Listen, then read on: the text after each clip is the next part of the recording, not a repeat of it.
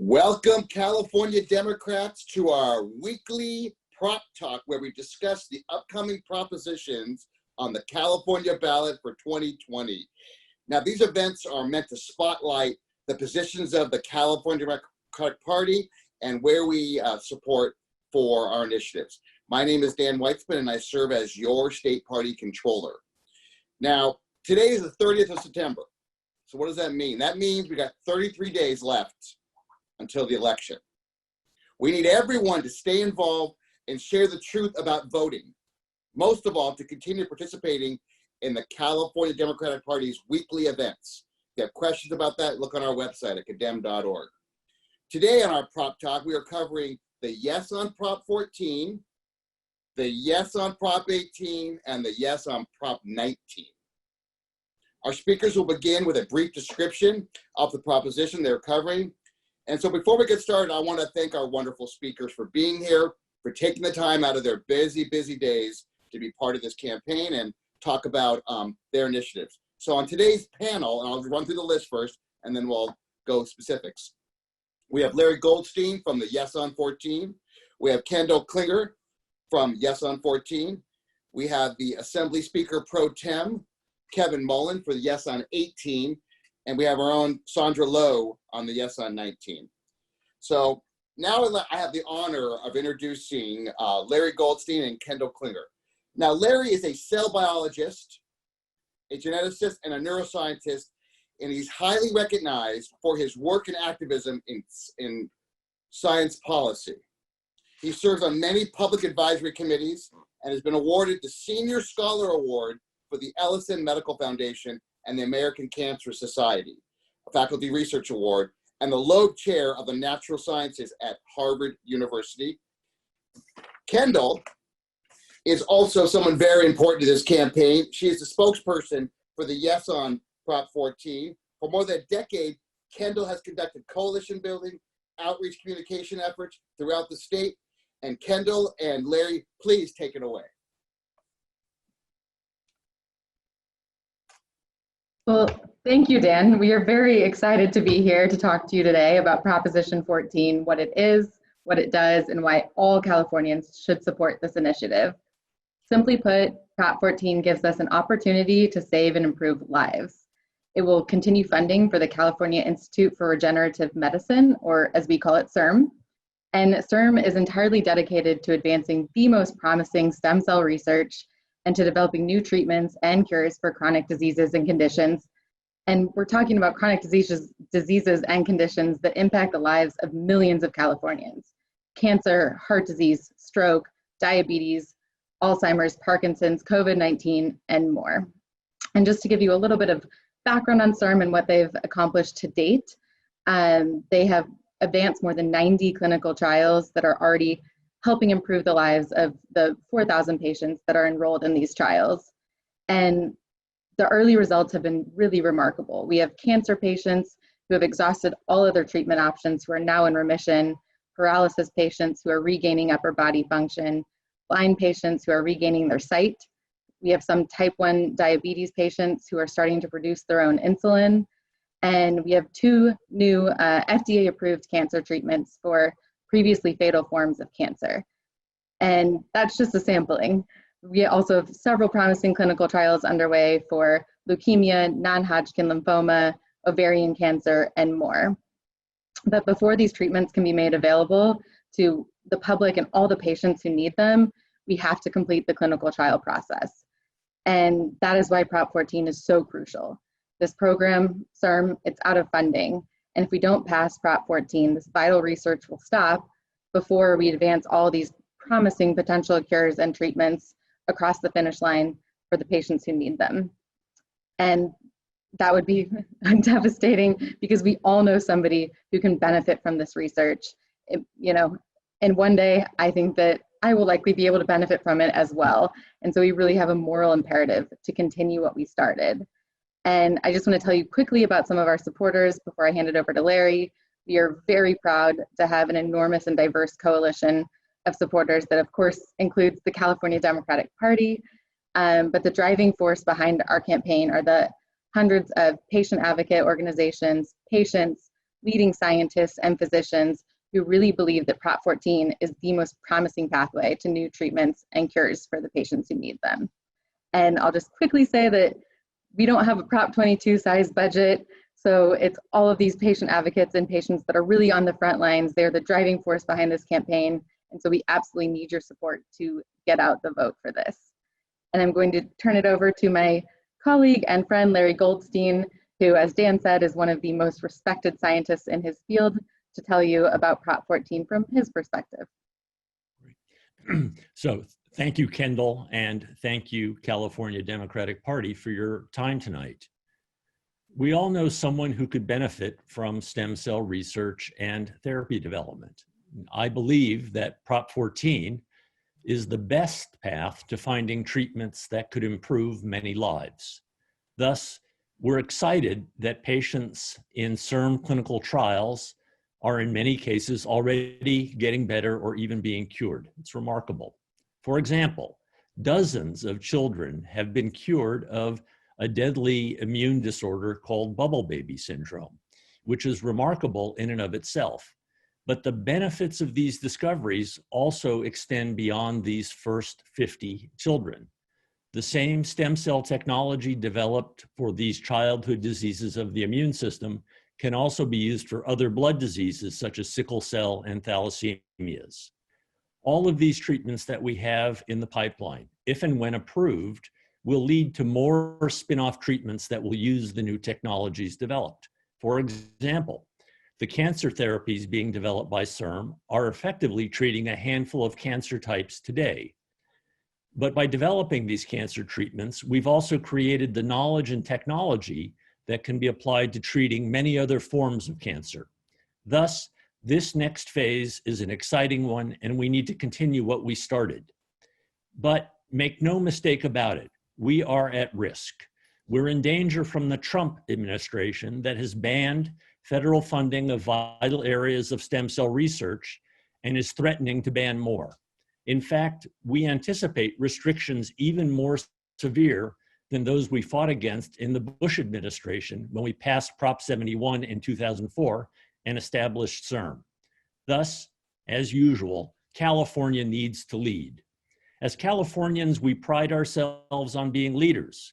We cannot leave our fate in the hands of the federal government. We also know that one of our core businesses in California is creation. We create new knowledge, new technologies, and new areas of medical therapies. Thus, Prop 14 will also create jobs, generate tax revenue, and provide an economic stimulus at a time when we desperately need one. We need your help and support. Please tell your family, friends, neighbors, and coworkers to vote yes on Proposition 14. It could save the life of someone they love. Thank you.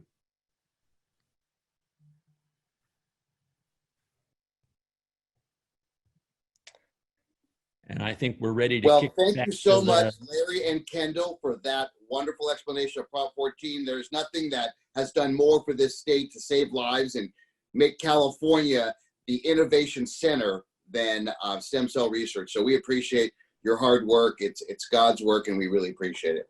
Now on, we'll discuss Prop 18. Now, Prop 18, and the person speaking needs no introduction here. He's a former mayor. He's a former city council member. He is the longest standing assembly president pro tem in the history of California. He's been in the assembly since 2012. He's a second generation assembly member, our good friend, and a strong, powerful Democrat in our caucus, Kevin Mullen. Thank you, Dan. Appreciate that introduction. You make me sound like one of those old graybeards or something at the Capitol, but appreciate that introduction very much. More importantly, I want to thank the California Democratic Party for the opportunity to share just a few thoughts about Proposition 18. And more to the point, thank you all for the powerful endorsement of the California Democratic Party for Proposition 18. So Prop 18 will allow voters who will be 18 years of age by the time of the general election to participate in the primary election of that cycle. This important election reform will not only allow first-time voters to participate in that full election cycle, but also has the potential to boost youth turnout in our elections. We need youth voices at the ballot box. Allowing some 17-year-olds to vote in primary elections if and only if they will be 18 by the general election is a simple way to amplify the voices of young voters across California. Now, this is not a new idea. In fact, my father, when he was in the assembly, tried this a couple of times. 6 times this was attempted, and finally we got it across the finish line and now to the ballot in November. But it's not a new idea relative to other states across the country. So California is actually behind the curve on this issue. We're great on a variety of ballot access issues, but we're behind states like Mississippi, so-called red and blue states alike across the country. So California needs to catch up on this. Nearly half of the states across the country already allow 17-year-olds to participate in primaries and caucuses. And research shows that voting is habit forming. Once an individual participates in an election, they are more likely to do so again. So young people can now enlist in the military before turning 18 years old and are already working, in many cases paying taxes. If they can serve in the military, they also deserve the right to vote. Military personnel should be able to vote on decisions that affect the government and the country they are serving. Prop 18 will encourage young voters to become lifelong participants in the most fundamental act of democracy. And young people are driving social change. I don't need to tell you that on this call, whether it's climate change, racial justice issues, gun safety laws, healthcare reforms, or the economy and workforce development. This measure also builds upon a very successful pre-registration program for 16 and 17-year-olds that was initiated under our California Secretary of State, Alex Padilla. And we are proud to have Secretary of State Padilla's endorsement in this race as sort of a logical extension of that pre-registration program. We are also proud to be endorsed by Governor Gavin Newsom, the California League of Conservation Voters, the League of Women Voters of California, and a range of good government and civic engagement groups across the state. We have a number of newspaper endorsements, the San Francisco Chronicle in my backyard here in Northern California. The Los Angeles Times came through last week with an endorsement, as well as the San Diego Union Tribune. And we're proud to have the California Labor Federation as well as a strong supporter. So even with all of that support, this will undoubtedly be an extremely close election. When voters properly understand that we are linking this lowering of the primary voting age to becoming 18 by the general election, we have strong support. But we are absolutely dependent on the grassroots energy and the active sharing of information on social media to get our word out across the state. So there are 3 things you could do immediately if you're moved to act on Prop 18. You can donate $18 for Prop 18, 18 for 18. You can go to our website at yeson18.vote. That's yeson18.vote. You can join our active social media efforts at prop_18. That's at prop_18. Or you can go to our website, yeson18.vote, to the Take Action page.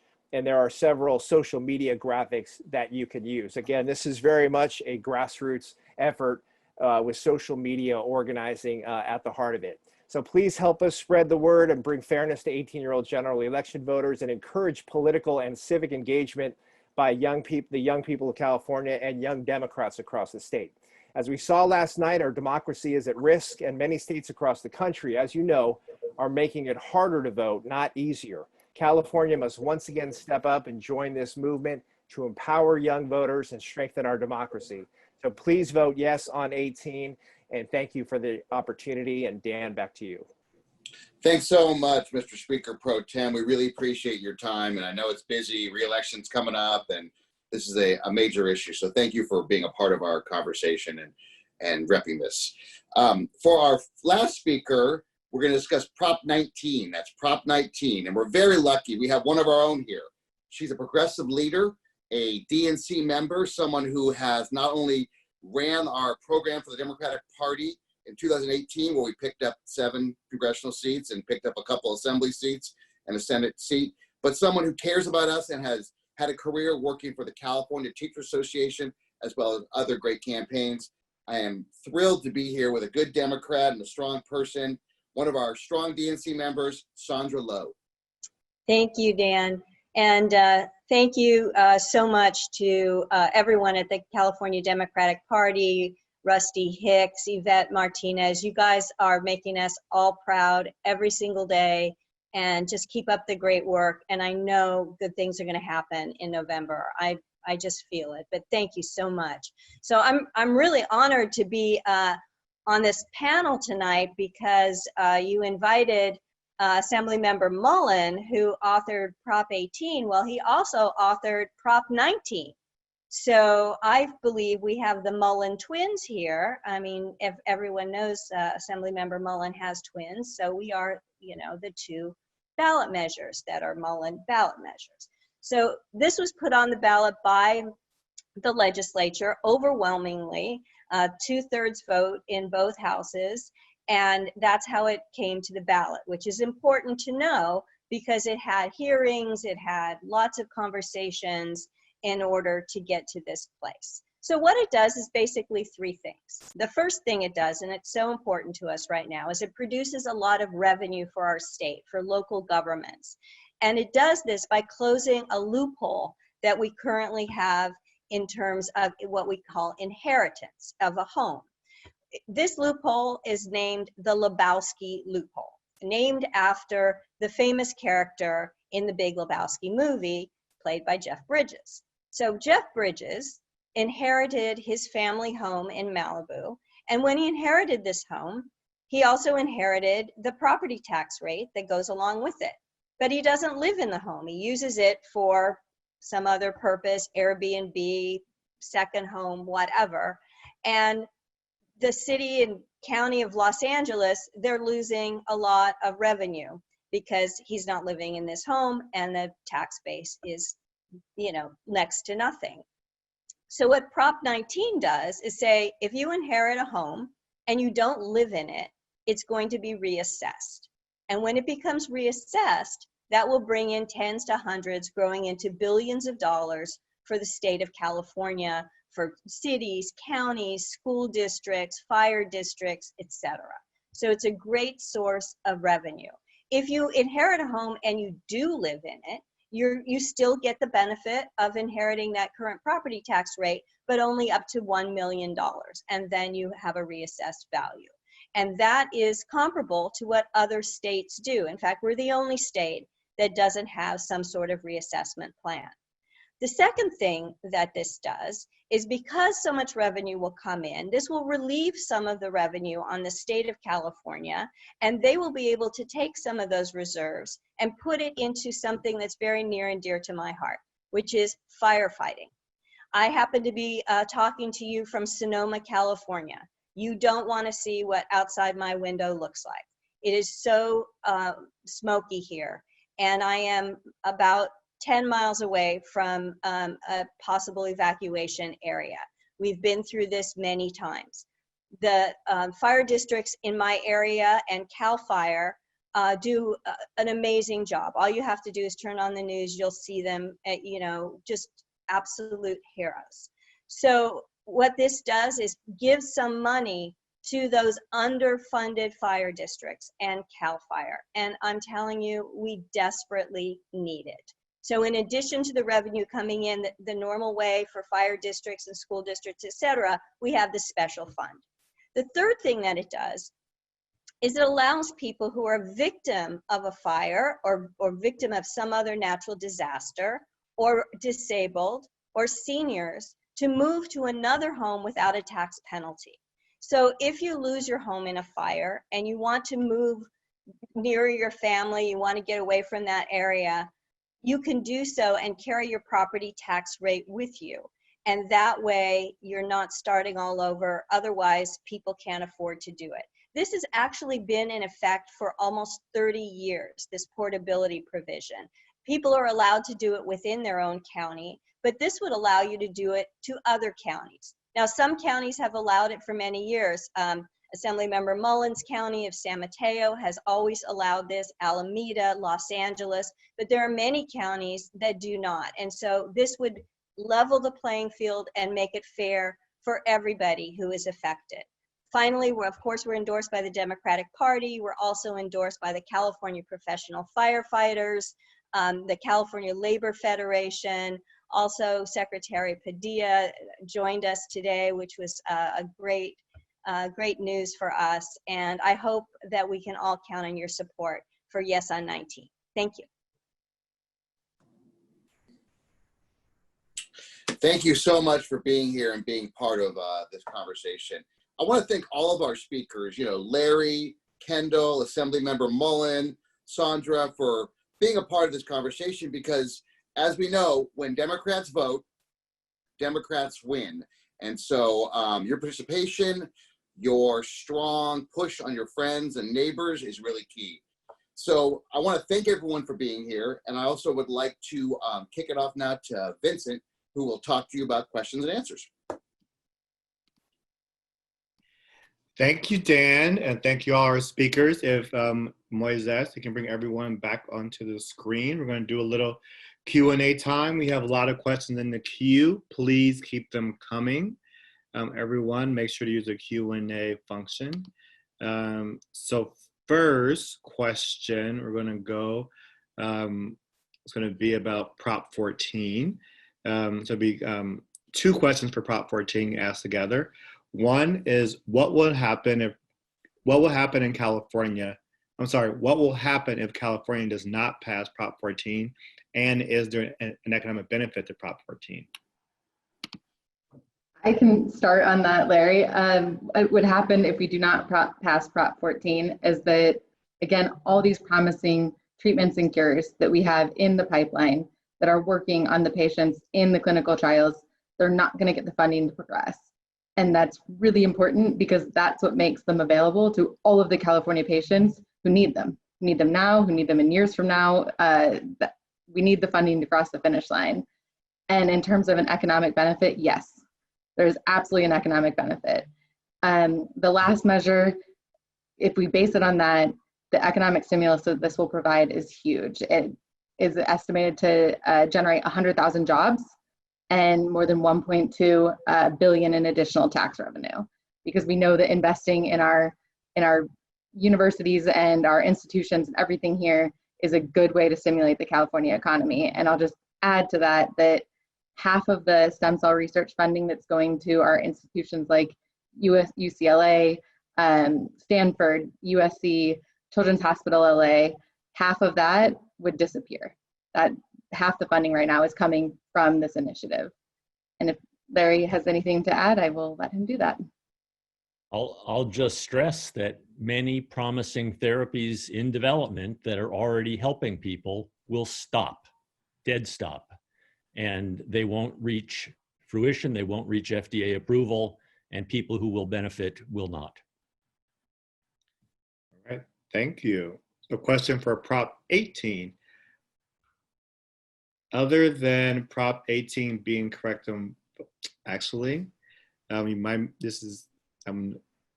well, I'll ask the question. We are Democrats, so perhaps you can answer it anyhow. Other than Prop 18 being correct on voter rights for the youth, which way does the current future California youth lean politically in the next election? No, it's not necessarily about the initiative, but perhaps you can prognosticate about the future of California voters. Well, Vincent, I would answer that this way, that many young people are trending toward no party preference. But if you actually look at the pre-registration numbers, the strong plurality, if you will, of voters are moving to the Democratic Party. So there's general alignment with young voters to the broader voting registration breakdown, with some overrepresentation, if you will, by young people as no party preference voters. But, this is a tricky, answer in that we think this is good for the Democratic Party. We're going to create lots of young Democrats, but we were careful not to frame it in a partisan context while we were trying to move it through the legislature, because it required 2/3 vote in both houses. And we did get bipartisan support in both houses. And we're going to need votes from across the political spectrum. So we're not framing this in a partisan context, but look, California is a Democratic state. It's a blue state. It's going to be a great turnout election for us. So we want to energize young Democratic leaning voters. And young voters are probably going to provide the margin for us, because I believe it's going to be a tight election. So we need young people to participate. And I think it's going to be a very good thing for the Democratic Party in the long term. And a follow-up question for you. I know you answered it in writing, but to make sure everyone can hear the answer, why the term some when you mention 17-year-olds? Is it only those who will be 18 by the general? Is there some reason for using the word some? That's correct. We're careful to qualify it there. These are, it'll affect 17-year-olds who will indeed be 18 by the general election. We are not outright lowering the voting age to 17 across the board.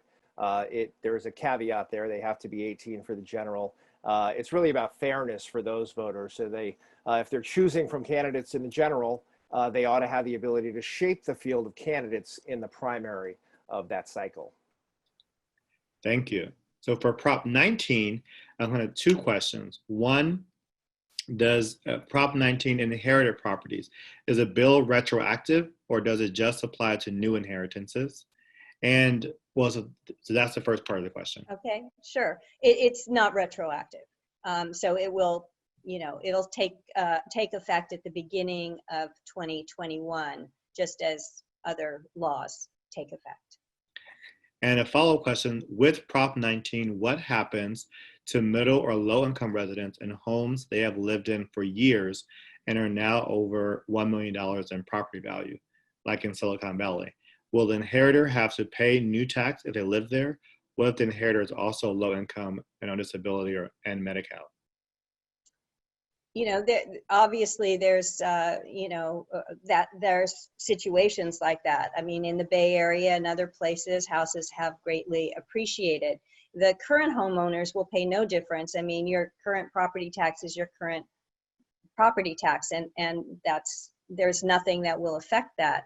The people who inherit the home, should they not be able to afford the additional property tax over the 1 million, remember, the first million is exactly the same, then they have the kind of options that everybody has in terms of either selling the home, refinancing it, etc.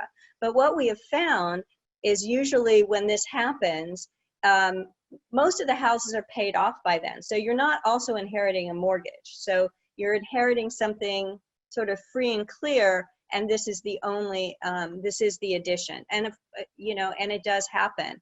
But if you had to start all over again, you couldn't afford a house in any circumstance. So hopefully this will give them at least a head start, and then using other resources, be able to maintain that family home. And this is a question for each of the campaigns. Can you briefly share what is the campaign looking like now, and what is the main argument of your opposing campaign? What's the main argument of your opponents? Let's start with Prop 14. Probably the major argument would be that the federal government does fund a lot of research in California. But the important thing to remember in rebuttal to that argument is that the federal government does not fund some of the most important research in the stem cell field. So currently in California, there are several clinical trials with cells derived from human embryonic stem cells. The federal government funds 0 such clinical trials. There are clinical trials in California with fetal stem cells. Federal funding of fetal tissue research is banned by the federal government. And so we have to find our own way. We cannot rely on the feds anymore. Thank you. Prop 18.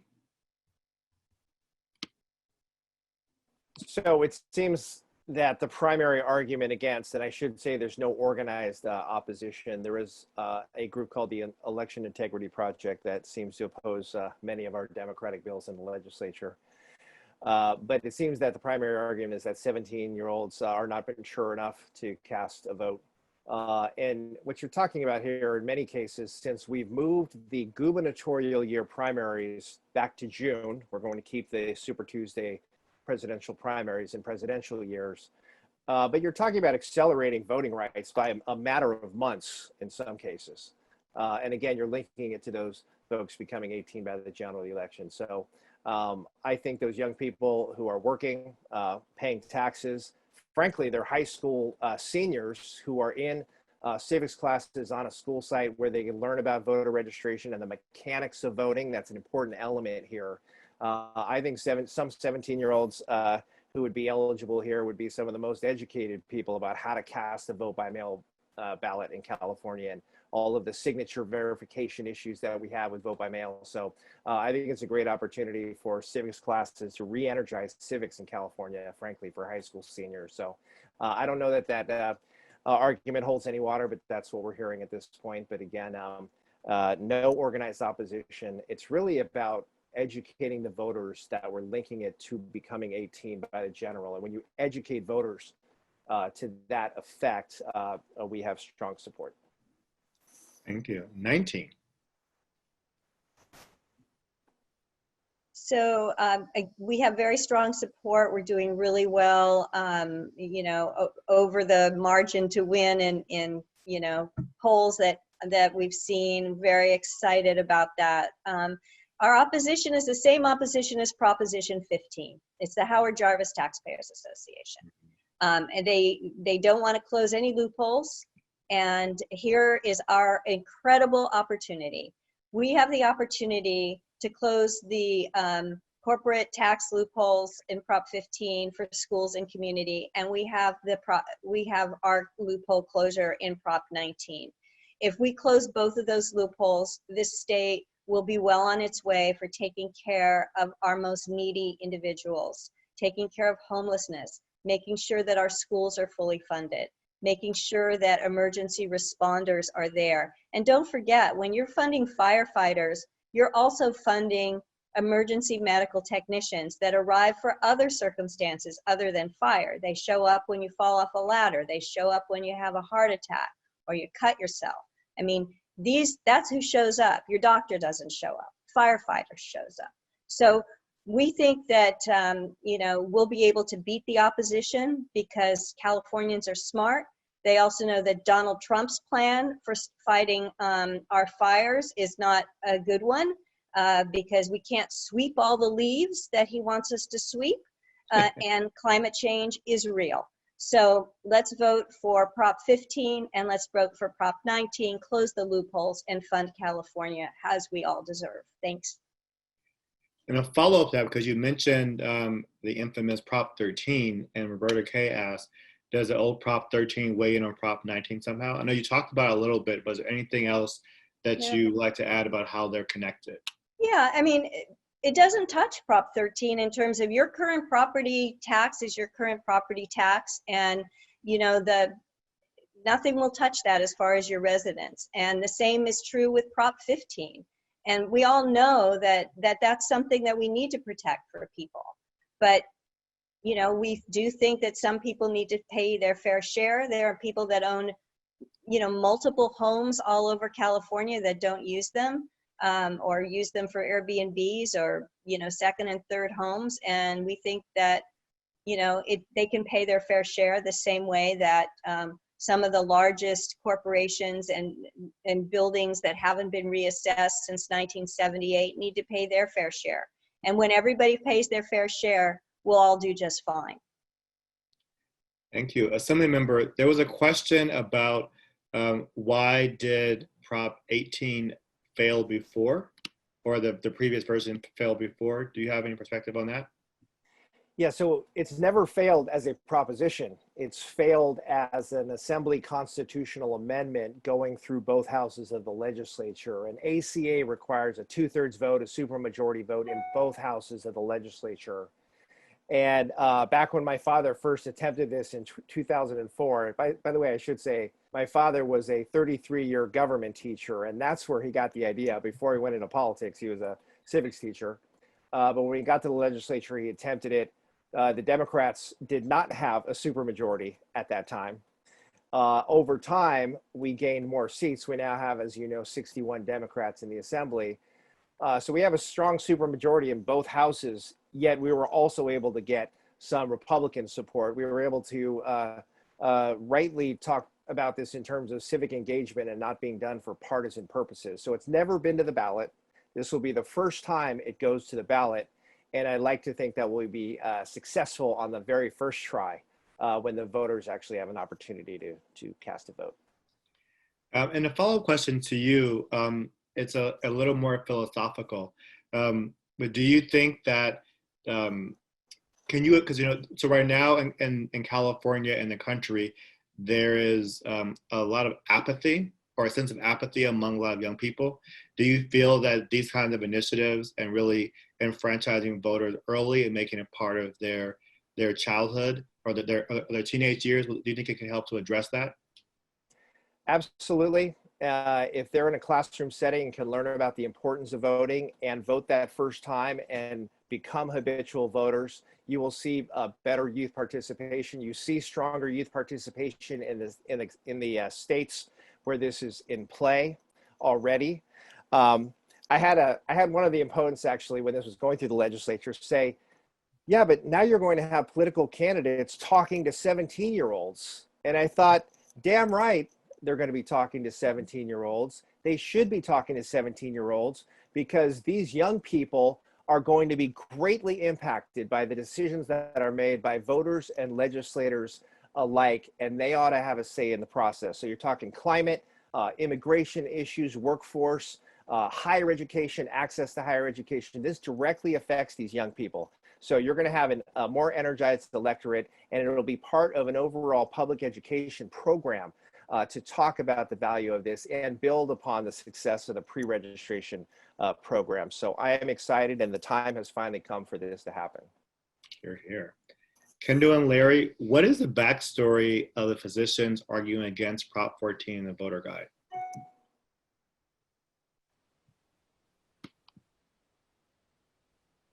Oh, Larry, you're on mute if you're. Yeah. There we go. It was blocked.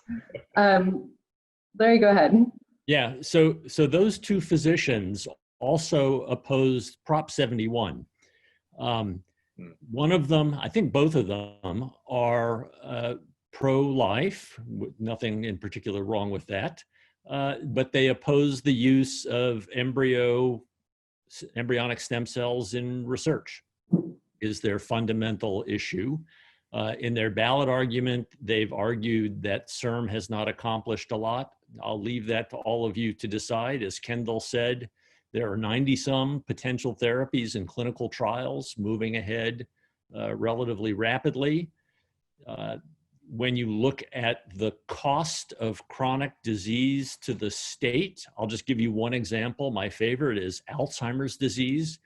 California taxpayers pay over $20 billion a year in the care of Alzheimer's disease patients.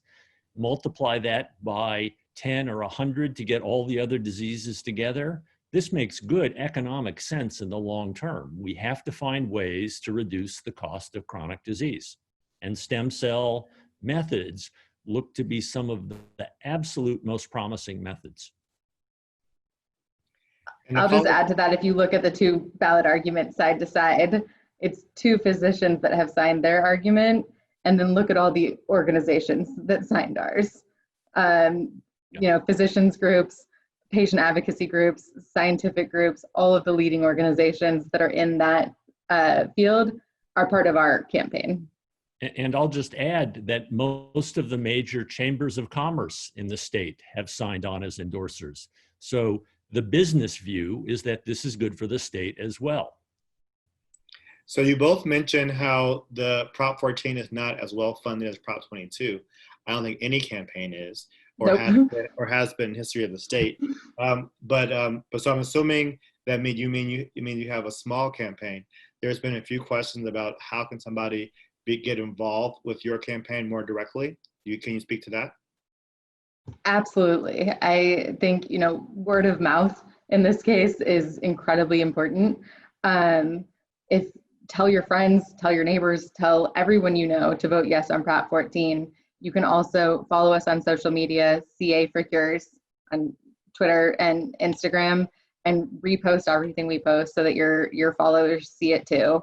And if you want to get even more involved than that, I'm happy to provide my email address so that you can reach out to us and find out additional ways to help. Please do put it in the chat because people are very involved. I'm doing it right now.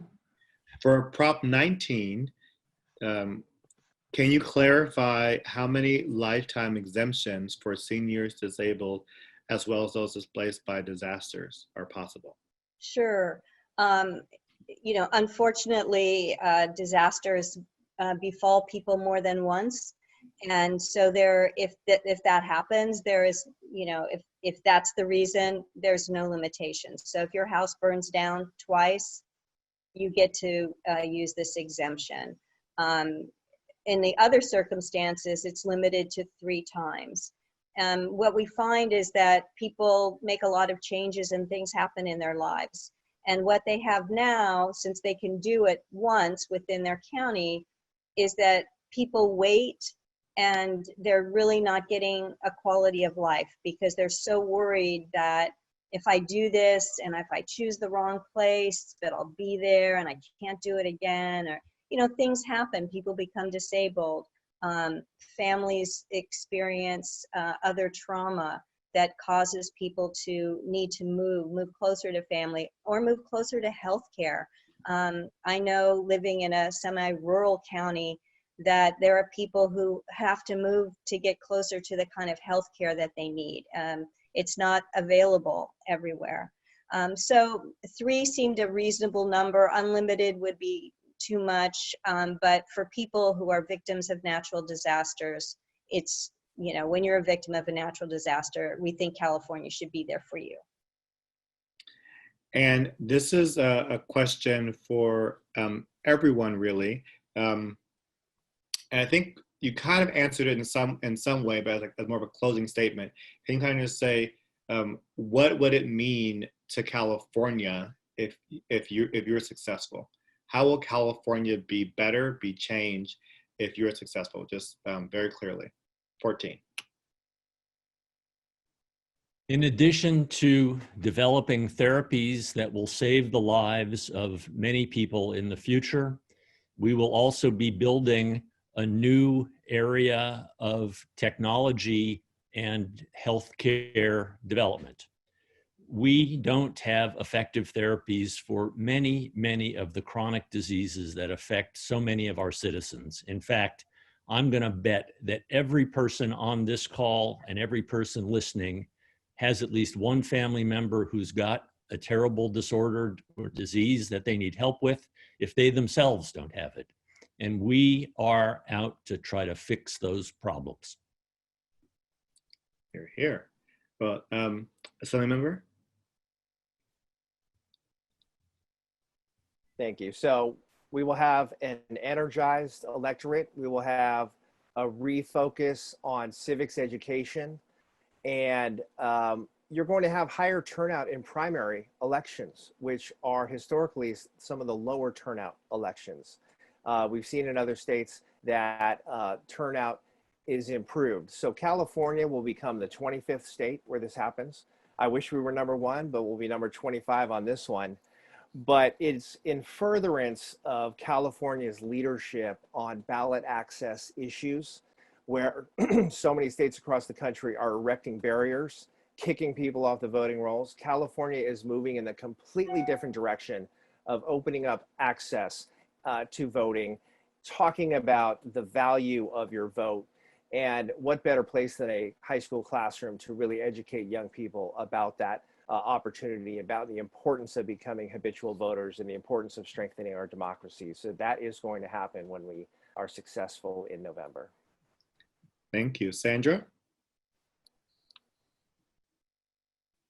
Well, I think we're going to see a lot of revenue come in if Prop 19 passes. We're going to see revenue come into cities and counties, special districts, school districts, and that's going to help so many people in so many places all over the state. And the nice thing is that the money that comes in is general fund money that can be used at the discretion of the local people. Their local board of supervisors, their city council, they can make the decision that's right for them. So I think that's an incredible opportunity when you have that sort of resources coming your way.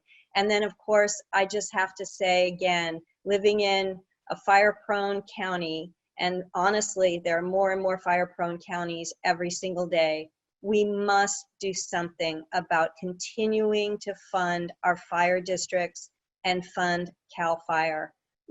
We have such beautiful resources in California. It's our job to be stewards of those resources and fund the programs to protect them. Thank you. So thank you, Sandra, Larry, Assemblymember Mullen, and Kendall for being here with us tonight. The California Democratic Party is putting on these prop talks because we want to make sure that all of our delegates and Democrats across California can hear straight from the campaigns why we support your positions. And we also want to engage people in efforts to get them passed. So every Thursday, we have our Prop Talk Thursdays, our State Prop Thursdays, where you can join with your other friends virtually and do digital phone banks. So there's a link in the chat right now you can click on to make sure that you are calling that you're supporting the effort to get these and other propositions passed.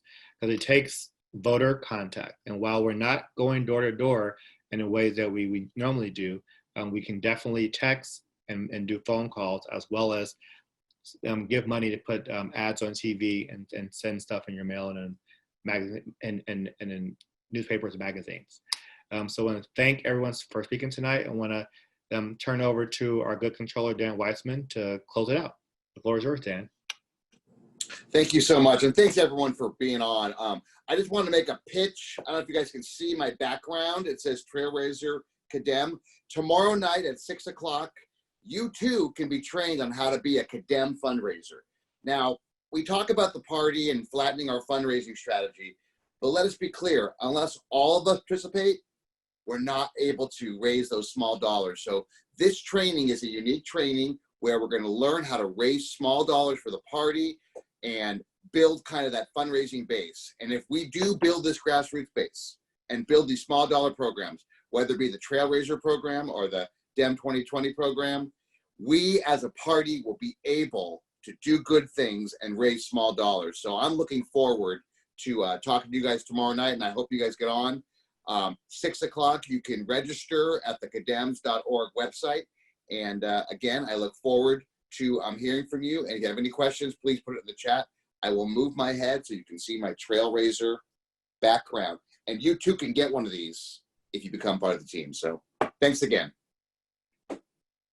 And here it is right here. So I look forward to seeing you. We have a great team of Democratic Party staff to really kind of build this program out.